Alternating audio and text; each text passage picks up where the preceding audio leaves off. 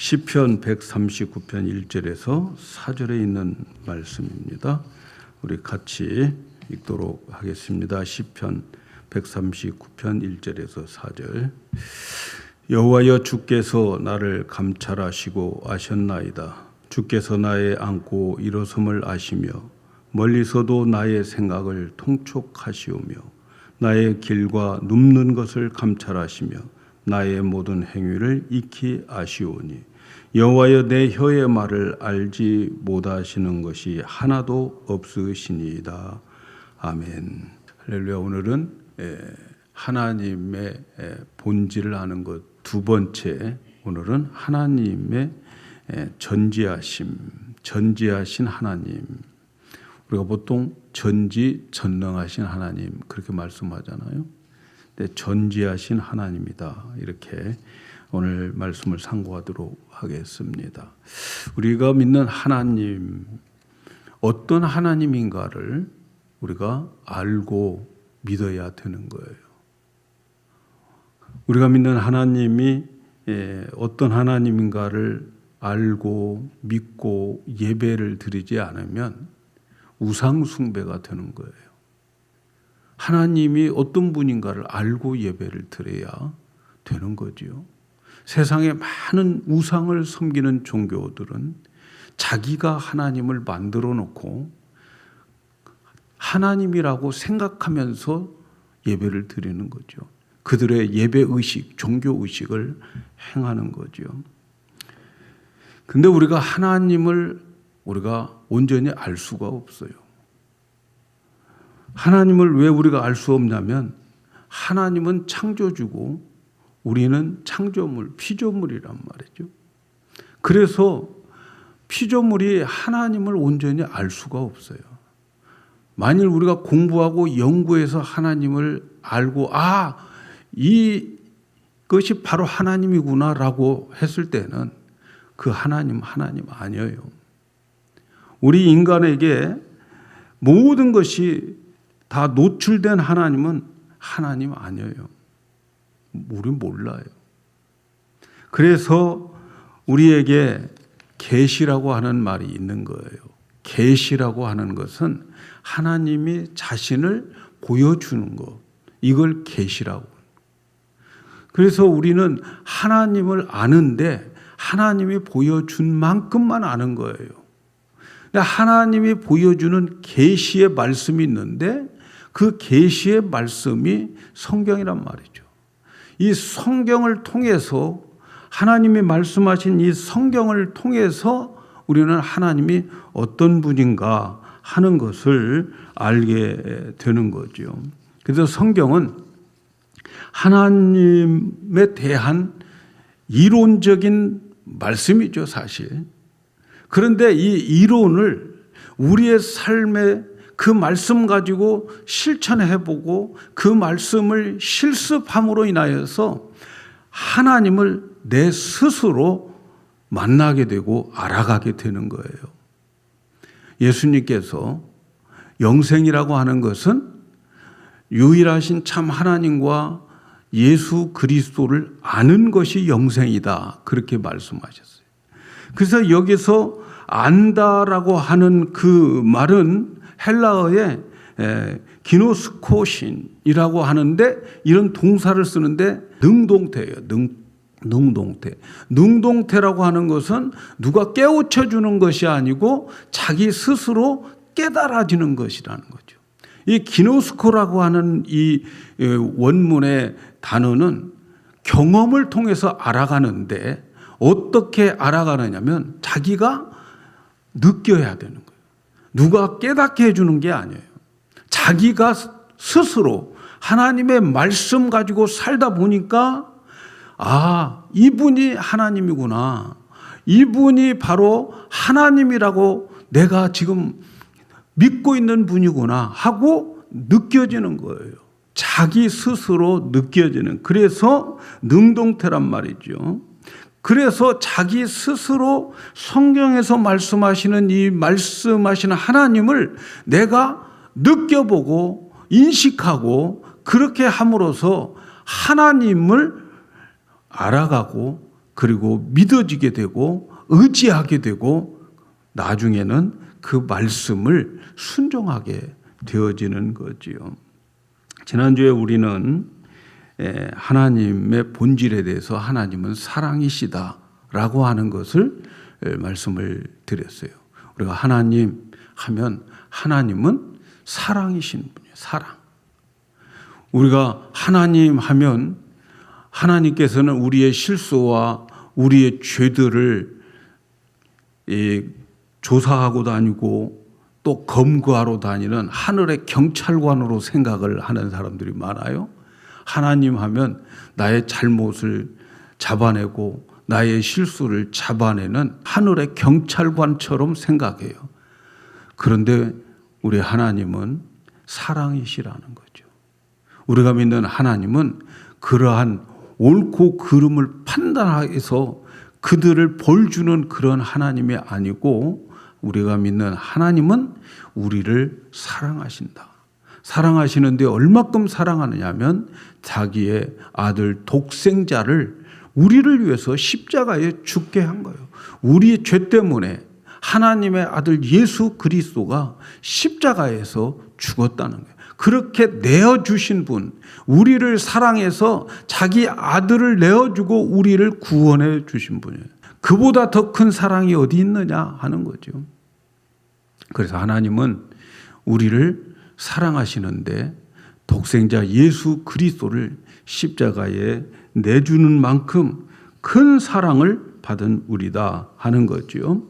그 다음 오늘 이제 우리가 함께 상고할 말씀은 하나님의 전지에 대해서 말씀을 드리려고 해요. 전지라고 하는 것은 모든 것을 아시는 하나님이다라는 거죠. 하나님 모르시는 것이 없다는 말이죠. 그래서 우리가 하나님 하면 첫째는 하나님은 사랑이시지. 나를 사랑하시는 하나님이시지. 그 다음 두 번째는 하나님은 모르시는 것이 없는 분이지. 이것을 우리 마음속 깊은 곳에 아주 믿음으로 채워넣어야 되는 거예요. 하나님은 다 아신다 하는 거예요. 그래서 전지하다라고 하는 말은 과거도 알고 현재도 알고 미래도 영원토록 알고 계신다 하는 것을 말씀하는 거죠. 하나님은 과거도 다 알아요. 현재, 미래 모든 것을 완벽하게 영원토록 아는 것을 전지 이렇게 말씀하는 거죠. 하나님이 우주를 창조하셨어요. 그래서 창조한 이 모든 세계를 하나님은 다 알고 계셔요. 자기가 창조했기 때문에 어쩌다가 생겼으면 잘 모를 수 있죠. 근데 자기 자신이 이 우주 만물을 창조하셨어요.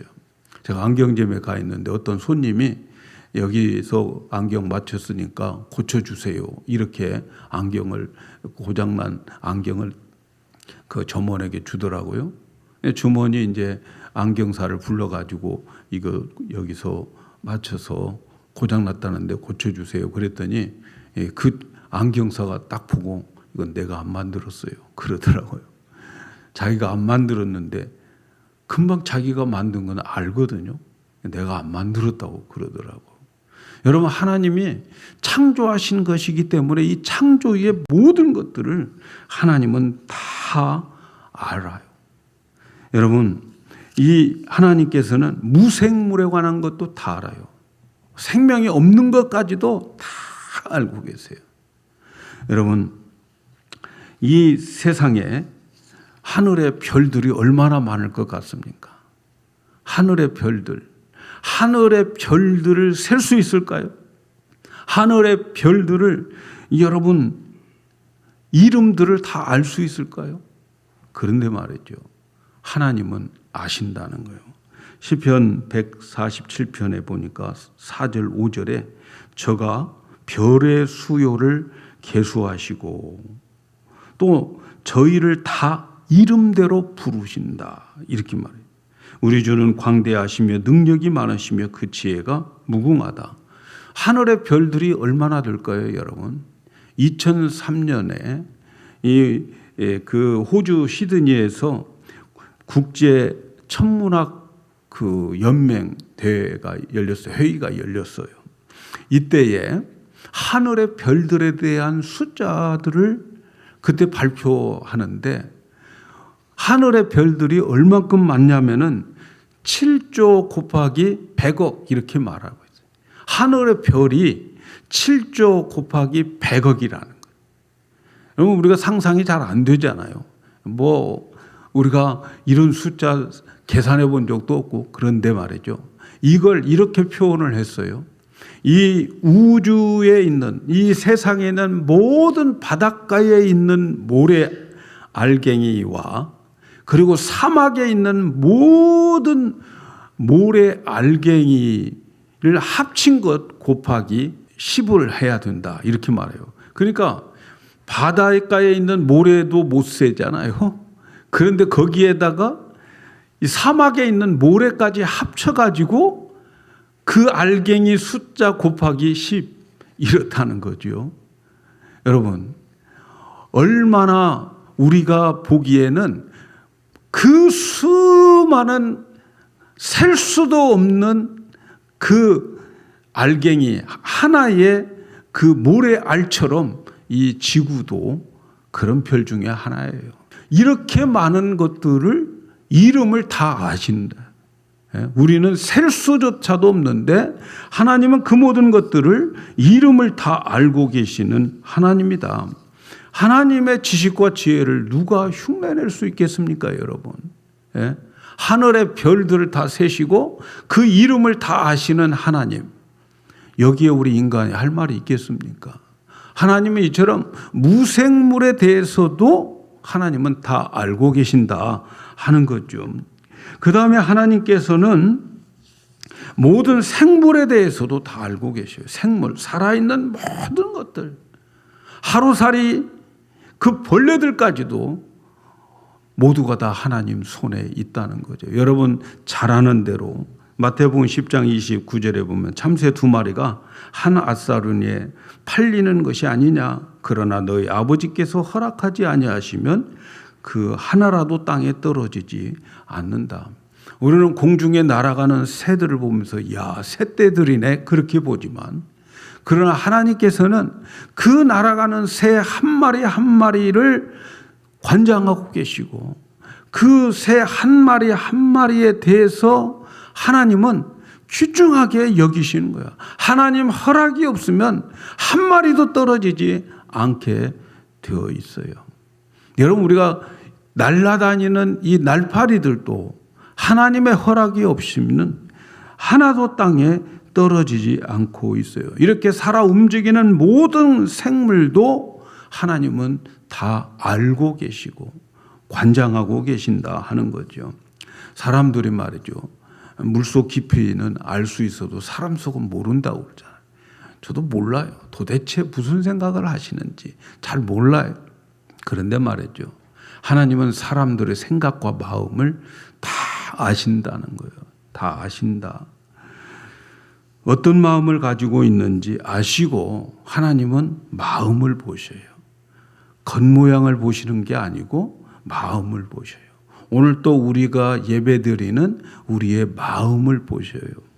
그래서 사도행전 15장 8절에 보니까 또 마음을 아시는 하나님이 우리에게와 같이 저희에게도 성령으로 증거하셨다. 마음을 아시는 하나님.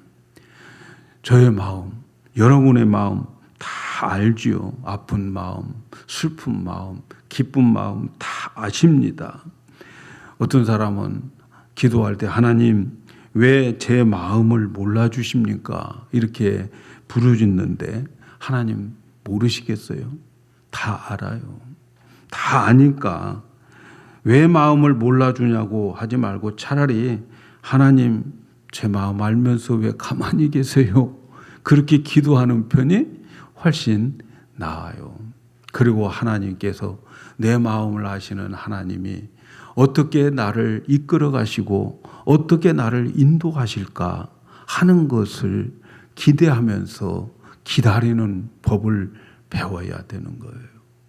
하나님 우리 마음 다 아십니다. 여러분의 답답한 마음, 여러분의 슬픈 마음, 남편에 대해서 답답한 마음, 아내에 대해서 서운한 마음 다 아셔요. 다 아시니까 여러분들은 그 하나님께 내 마음을 다 아신다면은 우리가 하나님 앞에 솔직하게 내어놓고 하나님 앞에 기도하는 거죠. 그러면서 하나님, 제 마음 아시죠? 하나님이 저를 사랑함을 저는 끝까지 믿을 겁니다. 내 마음, 내가 당한 상처 하나님께서 치료해 주시고 위로해 주시고 새 힘을 주실 줄로 믿습니다. 이렇게 하나님이 어떻게 나에게 일하실까 하면서 생각하면서 살아가는 것이 우리들의 자세라 생각합니다. 하나님 마음 다 알아요. 그뿐 아니라 하나님은 우리의 사소한 일들도 다 아셔요. 우리는 이런 작은 것은 하나님이 신경 쓰지 않을 거야 이렇게 생각할 때가 있죠. 그러나 여러분, 욥이라고 하는 사람은 이런 고백을 해요. 그러하온데 이제 주께서 나의 걸음을 세시오니 나의 죄를 살피지 아니하시나이까. 주께서 나의 걸음을 세신다는 거예요. 여러분, 교회 올 때까지 여러분 몇 걸음 걸으시고 교회 오셨는지 기억나세요?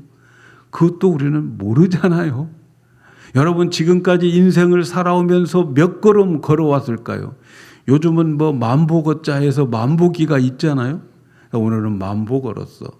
그런데 여러분이 지금까지 걸어온 걸음 발자국 다 하나님이 세시고 계셨어요. 오늘 교회에 오는데 몇 발자국, 너는 몇 발자국 왔구나. 다 하나님은 아십니다. 우리 일생의 걸음 몇 걸음인지도 아시는 하나님이요. 다 세워놓으셨어요. 내 걸음을 다 아신다 하는 거지요. 그 말은 뭐예요? 내가 가는 곳곳마다 다 안다 하시는 거죠. 어느 곳에 갔든지 어느 곳에 있었든지 다 아신다 그러는 거예요. 하나님은 이렇게 우리의 발걸음조차도 세심하게 사소한 일들도 아신다. 심지어 여러분 잘 아는 대로 하나님께서는 너희 머리털까지도 세신다. 여러분 자신의 머리털 몇 개 있는지 모르잖아요. 세를 볼 생각도 안 했잖아요. 근데 하나님은 매일 세보신다. 그래서 하나님을 번거롭게 하지 않는 사람이 있는데 그 사람은 누군가 대머리라는 거죠. 대머리는 하나님이 안 세도 되니까. 그래서 하나님께서는 언제나 우리의 사소한 것까지도 다 알고 계시는 하나님이다. 이 하나님은 모르시는 것이 없다 하는 거지요. 오늘 말씀에 보면은 다윗이 이제 자기의 신앙 고백을 여기다 기록하는데 오늘 우리는 4절까지만 읽었는데 여러분 집에 가셔서 이 전체를 한번 읽어보세요. 다윗의 인생의 경험 속에서 하나님을 만난 고백이에요. 그 말씀을 제가 여러분에게 말씀드리는데 이 전능하신 하나님, 전지하신 하나님을 만나고 체험한 후에 지은 시가 바로 시편 139편이에요. 다윗의 인생을 살아오면서 하나님이 자기를 감찰하고 계셨다. 이런 말씀을 해요.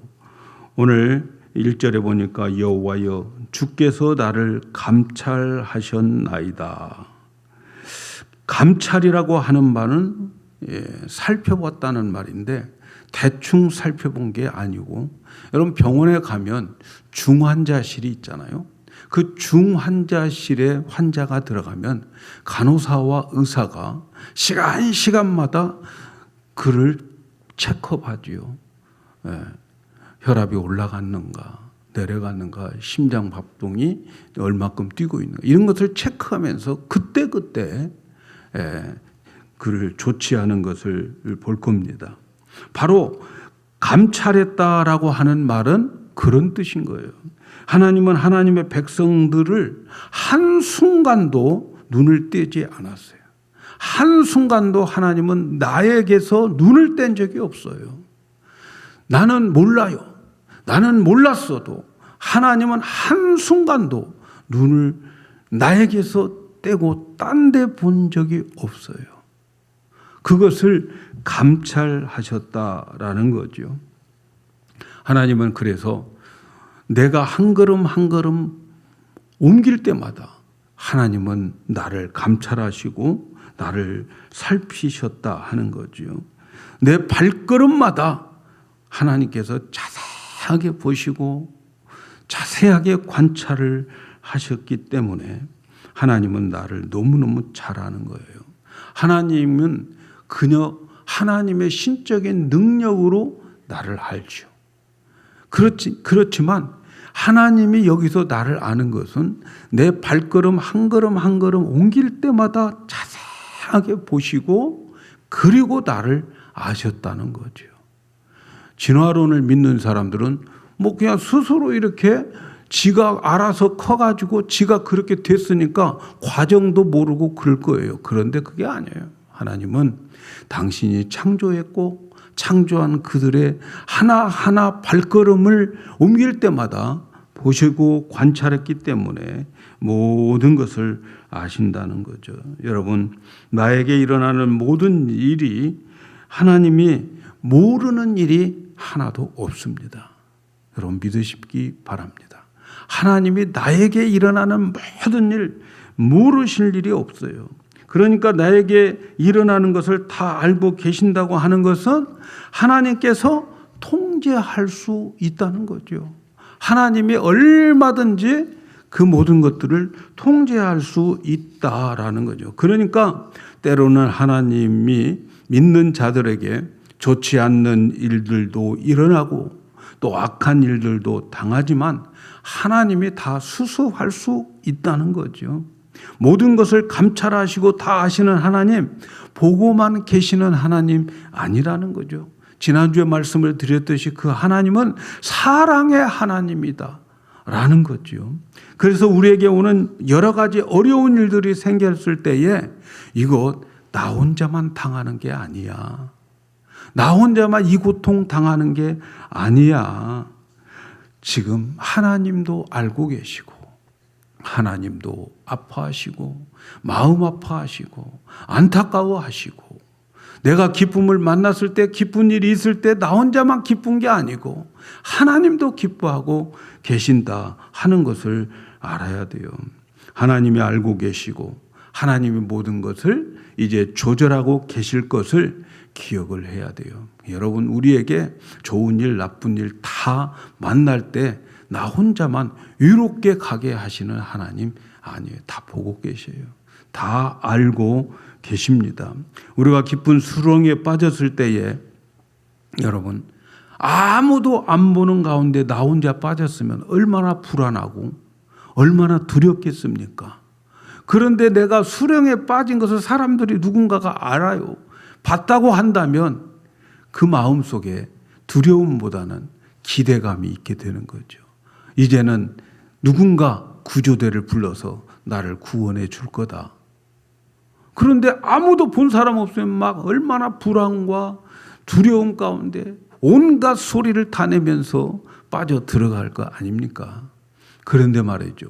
우리가 어떠한 수렁에 빠져 있다 할지라도 하나님 보고 계시고 알고 계신 우리를 사랑하시는 하나님이 내가 수렁에 빠져 있고 내가 어려움에 처해 있을 때에 그 하나님께서 그냥 보고만 계실까요?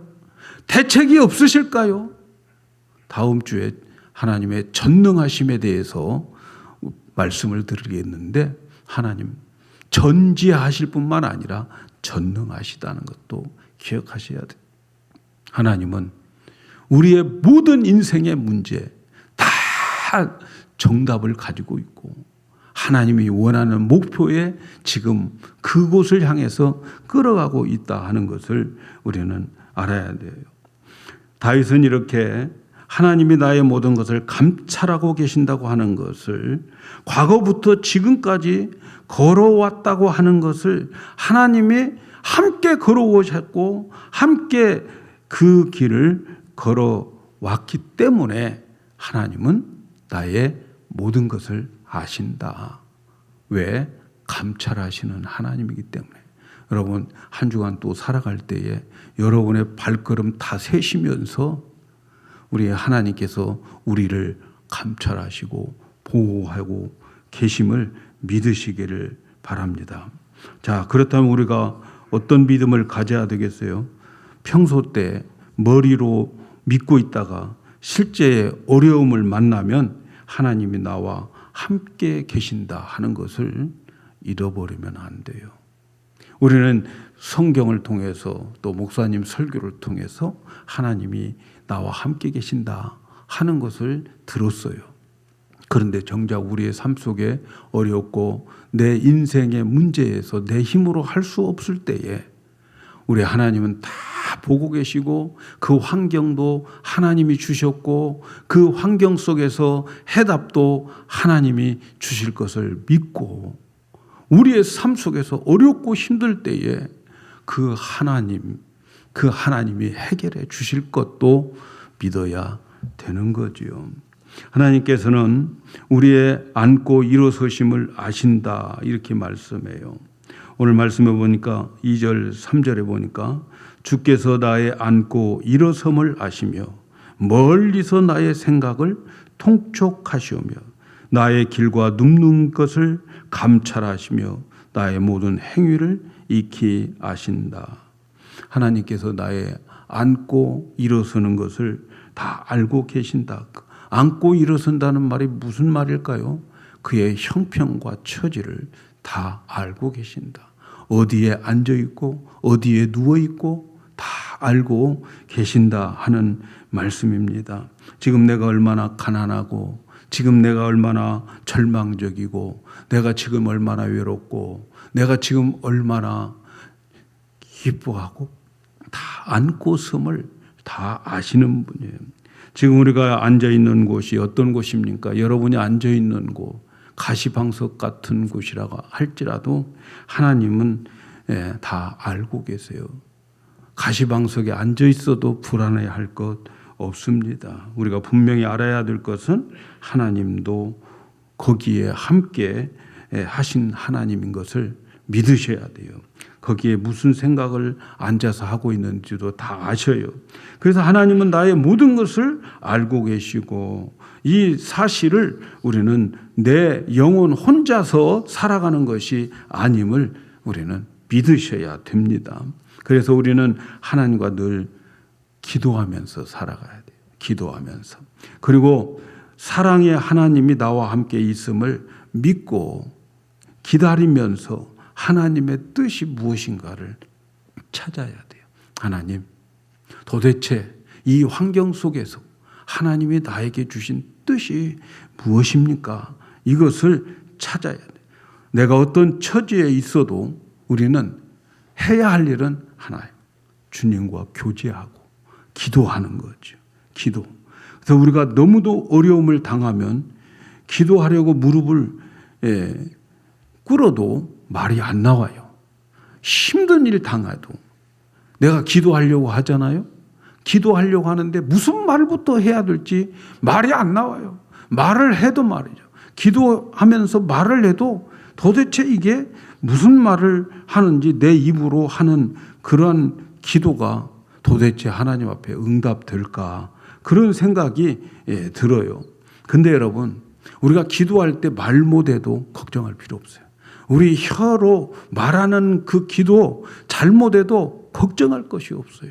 왜냐하면 하나님은 내 혀의 말을 듣고 하나님이 기도를 응답해 주시는 것이 아니고 그 기도하는 사람의 마음을 보셔요. 마음을. 그 마음을 보고 하나님이 응답해 주시는 거죠. 내가 말로 표현하지 못해도 하나님은 내 마음과 생각을 아시기 때문에 반드시 응답해 주시는 거예요. 우리가 말 못해서 기도 못하는 거 없어야 되는 거예요, 여러분. 왜? 내가 말을 좀 잘못하고 문법에 안 맞는 말을 한다 할지라도 하나님 내 혀에 그 말 가지고 기도 응답하는 것이 아니에요. 오늘 말씀에 다윗이 4절에 이런 말씀을 해요. 여호와여 내 혀의 말을 알지 못하시는 것이 하나도 없으시니이다. 하나님은 내가 어눌하게 말을 해도 하나님 다 알아듣으셔. 중요한 게 뭐냐면 기도예요. 기도 자체가 중요한 것이지 내가 어떻게 기도했고 어떤 말을 했는지, 심지어는 내가 엉뚱한 기도를 해도 하나님은 다 그걸 알아듣고 내 마음속에 근본적으로 무엇이 필요한가를 알아서 근본적인 것을 응답을 해줘요. 많아요. 나는 A를 구하는데 하나님은 C를 내가 원하는 것이 아닌 것을 주실 때가 많이 있어요. 그때에 내가 기도한 것과 다르다고 생각하면 안 돼요. 내가 기도한 내용이 아무리 부족하고 유치해도 하나님 다 들어주시고, 그리고 하나님이 주시는 것이 최고의 것이다 하는 것을 믿으셔야 되는 거죠. 그래서 중요한 것은 하나님께서 우리에게 기도하는 사람들에게 말씀해 주시는 그 음성을 들어야 돼요. 근데 그 음성을 듣는 법이 뭘까? 그 음성을 듣는 법, 첫째는 가장 확실한 것은 설교를 통해서 들려주셔요. 여러분의 문제를 놓고 하나님께 기도할 때에 하나님께서 주의 종들이 말씀을 전할 때에 성경의 말씀을 가지고서 정확하게 그 말씀을 전하고, 그리고 적용을 시켜가지고 그 말씀을 전달할 때에 그 말씀을 듣는 자들이 거기에서 하나님의 음성을 들을 수가 있어요. 아하, 내가 기도하고 있던 것, 내가 당하고 있는 이 문제는 바로 오늘 이 말씀이 하나님의 응답이구나. 이렇게 우리가 말씀을 설교를 통해서 들을 수가 있어요. 이것이 여러분 가장 확실한 응답인 거예요. 여러분들 그런 경험 많이 했을 거예요. 그 말씀을 들을 때에 내 마음이 뜨거워지고 그 말씀이 믿어지고 그 말씀을 들을 때 내 마음에 평화가 오고 힘이 생기고 기쁨이 넘치고, 다 하나님께서 나에게 말씀하고 있는 그러한 내용인 것을 여러분 기억해야 돼요. 그래서 하나님께서 우리에게 말씀해 주실 때는 설교를 통해서 말씀해 주실 때가 너무 많고, 그것이 가장 확실한 그러한 말씀이에요. 또 하나님께서 우리에게 말씀을 하실 때에 우리가 일을 할 때나 또 생활을 할 때에 순간적으로 내게 싹 지나가는 영감이라고 할까, 생각이라고 할까, 그런 때가 있습니다. 그래서 하나님께서 우리에게 말씀하실 때에 어떤 말씀이 갑자기 생각이 나든가, 또 어떻게 하려야 된다고 하는 그 말씀의 근거에서 내가 이렇게 해야 되겠구나 하는 그런 순간적으로 주어지는 영감들이 있어요. 영감들. 할머니와 교회의 부흥의 공통점은 영감이 있어야 된다. 영감이. 근데 이 영감이 딱 지나갈 때에 그것을, 그런 순간적인 영감들은 확인할 필요가 있어요. 그 영감을 가지고 기도를 하셔야 돼요. 기도.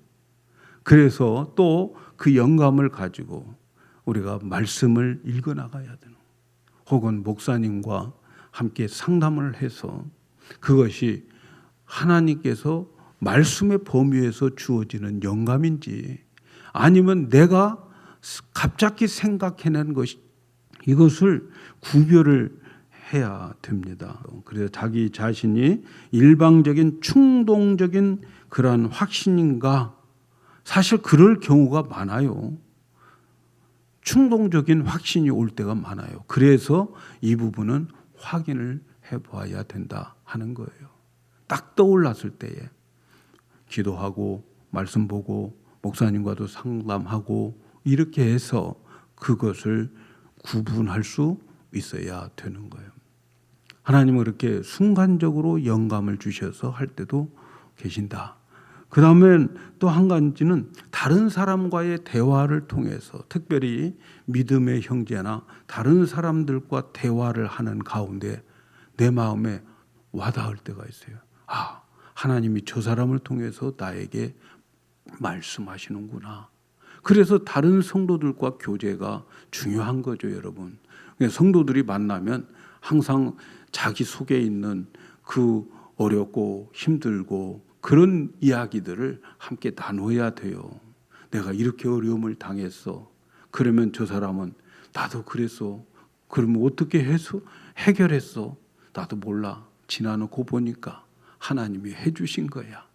뭐 이런 대화들 속에서 우리가 그 하나님의 음성을 듣는 거예요. 아, 그렇구나. 참으라고 하는 말씀이구나. 하나님이 언젠가는 나의 이 문제도 해결해 주시겠구나. 이렇게 대화를 통해서 서로 우리가 하나님의 음성을 들을 수 있습니다.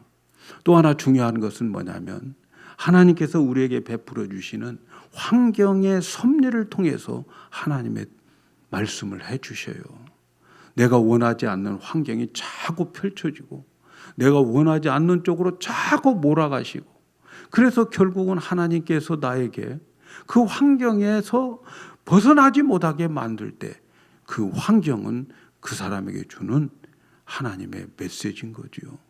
하나님은 우리에게 이렇게 여러 가지 모양의, 나는 옷 장사를 하고 싶은데 내 주어진 모든 삶은, 아니 이것은 완전히 빵 장사하라고 하는 거야. 그러면 어떻게 해야 돼요? 그러면 그쪽으로 가는 거예요. 환경이 그렇게 되는 거예요. 그런데 말이죠, 사람들이 여기서 실수하는 게 뭐냐면 자기가 먼저 결정하고 자기가 하나님보다 앞서가 버리는 거예요. 여러분, 나의 인생에 있어서 대답이 없을 때는 기다리는 법을 배워야 돼요. 기다려야 돼요.